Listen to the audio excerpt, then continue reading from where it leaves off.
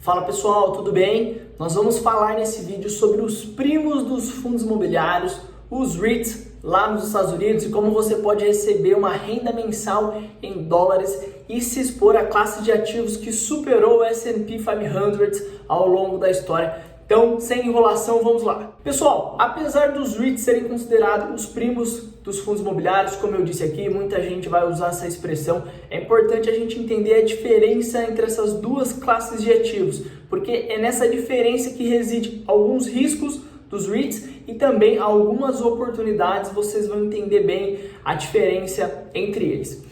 Primeira coisa, os REITs eles seriam mais bem assemelhados e comparados se a gente utilizasse as empresas de properties aqui do Brasil que a gente tem listada na bolsa. Alguns exemplos que eu coloquei para vocês aí: a Multiplan, BR Malls, Iguatemi, BR Properties. Isso porque os REITs eles são empresas. É isso mesmo, é uma diferença sutil, mas você entendendo que quando a gente fala de um REIT, a gente está investindo em uma empresa, quando a gente fala de fundos imobiliários, a gente está investindo em um fundo, você vai entender as consequências e os desdobramentos disso. E a primeira diferença, a partir do ponto que você é uma empresa, é que os REITs lá nos Estados Unidos eles são alavancados.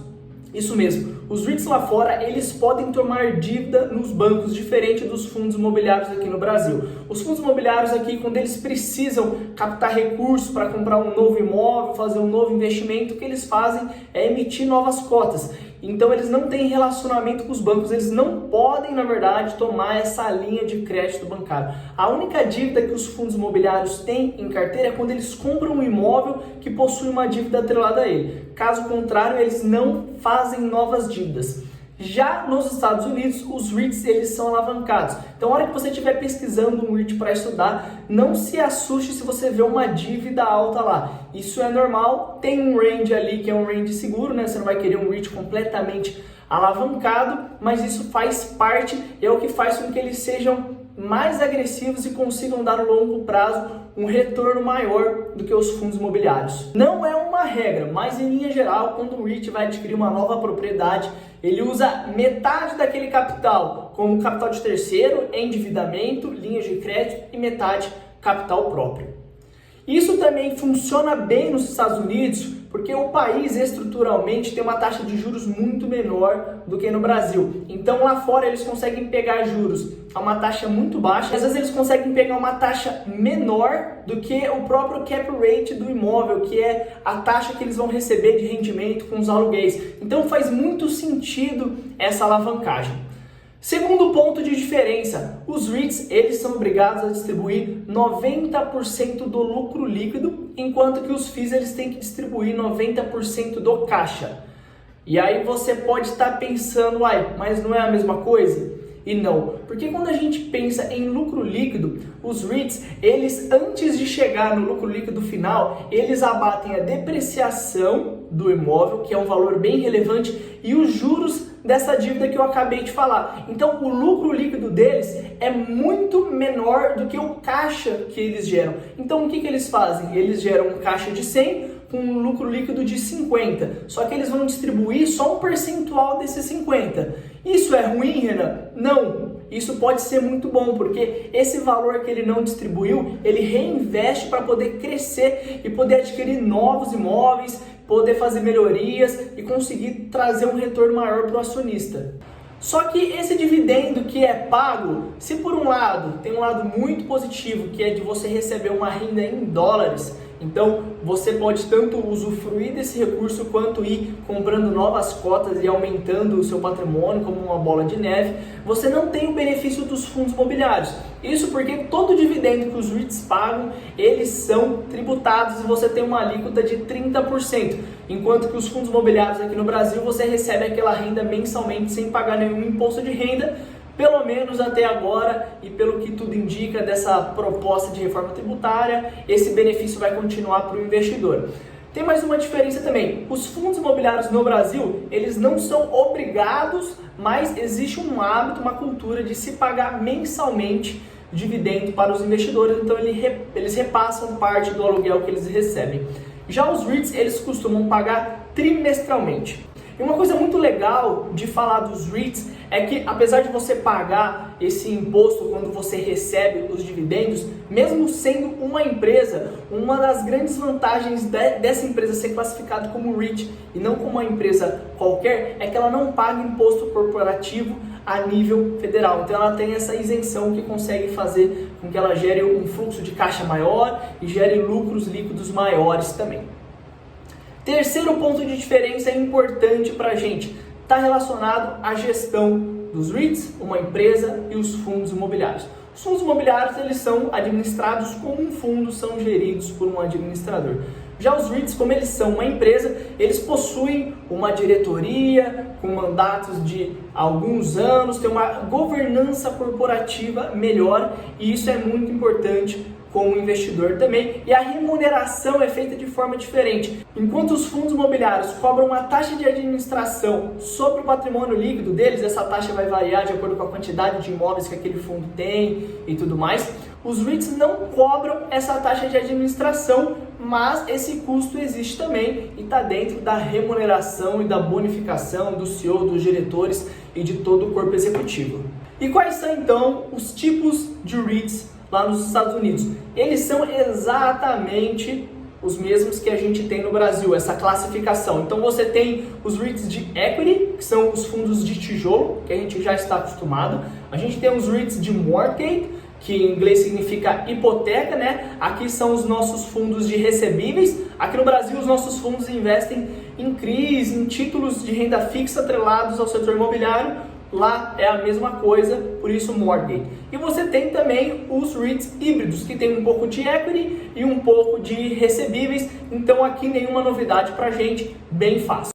E o propósito desse vídeo não é entrar em específico em análises dos REITs ou dos fundos imobiliários, mas para poder exemplificar tudo aquilo que a gente falou e essas diferenças, eu trouxe aqui o American Tower, que é o maior REITs de antenas dos Estados Unidos, e você vai conseguir entender com um único dado a diferença desse mercado lá fora e as oportunidades que você tem e a comparação com os fundos imobiliários aqui.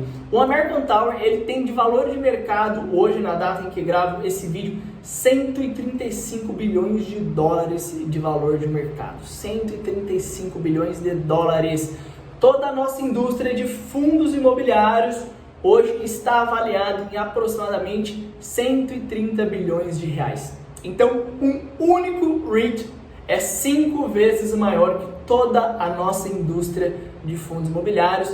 Isso já deixa muito claro as oportunidades que você tem ao investir lá fora. E o American Tower ele é um exemplo bacana porque ele é um REIT de antena e é um segmento que a gente não tem no Brasil, e isso é uma coisa interessante, né? Porque além desse segmento existem outros muito interessantes lá fora, né? Como self-storage, que é armazenamento, REITs de data center, algumas coisas que no Brasil a gente ainda não tem ou não tem na mesma variedade que nos Estados Unidos a gente possui, né?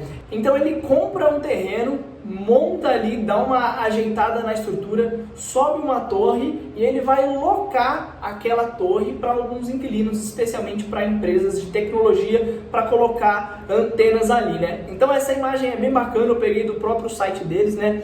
Em AMT é tudo que é gerido e operado pelo American Tower, enquanto que o que está em azul aí, TEN, tenant, é inquilino em inglês, é aquilo que o inquilino fica encarregado, né?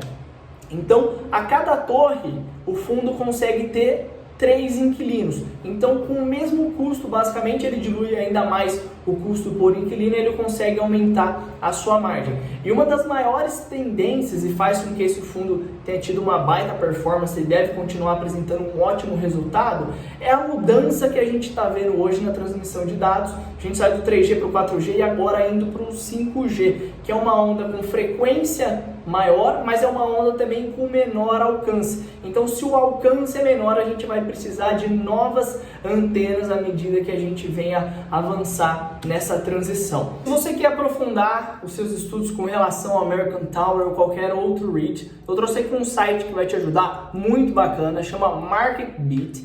Aqui você vai conseguir encontrar praticamente tudo o que você precisa, né? Desde entender quem são os diretores, quais são os múltiplos, quais são os dados financeiros, o que os analistas estão falando, né? Então em Profile você vai conseguir ter mais informações do fundo, mas vamos lá para onde que é interessante, né? Ao clicar aqui em Analyst Ratings, você consegue ver qual que é a recomendação dos analistas que estão cobrindo esse REIT, né? Então ele é um REIT que está com uma recomendação de compra pela maioria, então atualmente 11 analistas consideram ele um call de compra e 4 hold, ou seja, ninguém está mandando vender. E aqui você consegue ver um pouco do upside que se espera para esse REIT. Isso é bem interessante. Se você clica aqui em Dividend, você consegue ver o dividendo histórico e principalmente o crescimento que esse REIT vem tendo ao longo do tempo e o tanto que ele paga do lucro que ele gera. Então isso é bem bacana também para você ter uma noção da renda passiva que você vai ter de acordo com a quantidade de cotas e ações que você tem. Outra coisa interessante, se você clica aqui em Insider Traders, você consegue ver o que os insiders, ou seja, os executivos estão fazendo, se eles estão comprando ou vendendo. Então, uma compra baixa, assim, ó, 15 milhões, 2 milhões é algo normal, porque os executivos recebem bonificações e aí eles precisam transformar aquilo em liquidez. Mas se você tiver um volume muito alto de venda ou ao contrário, um volume muito alto de compra, isso pode significar que eles sabem de alguma coisa que o mercado não sabe. E isso pode ser um sinal importante tanto de compra quanto de venda. Entrando aqui em Financials, você consegue ter acesso também às receitas, os custos, os lucros, o balanço, tudo que você precisa saber daquele REIT. Vou clicar aqui em Income Statement, você consegue ver a receita, novamente, né? Depreciação, outras despesas, os juros. Você consegue ver também uma análise por percentual, tanto que cada linha dessa representa da receita, consegue ter acesso ao fluxo de caixa anual, trimestral, dos últimos 12 meses. Então é um site bem interessante para você que quer começar a avaliar o REIT.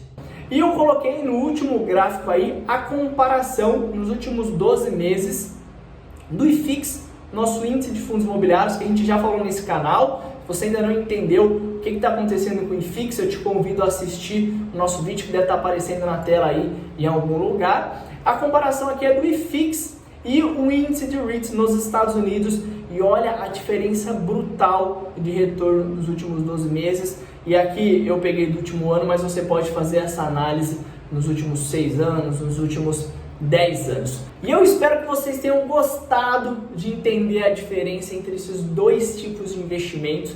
Dois ótimos investimentos que você consegue ter uma renda mensal ou trimestral, um em reais e o outro em dólares. Aqui no Brasil, uma maior previsibilidade, porque é um fundo, não é endividado. Nos Estados Unidos, com maior potencial de retorno e também com segmentos e fundos diferentes que você não teria aqui no Brasil, mas são dois ótimos investimentos que podem fazer parte do seu portfólio.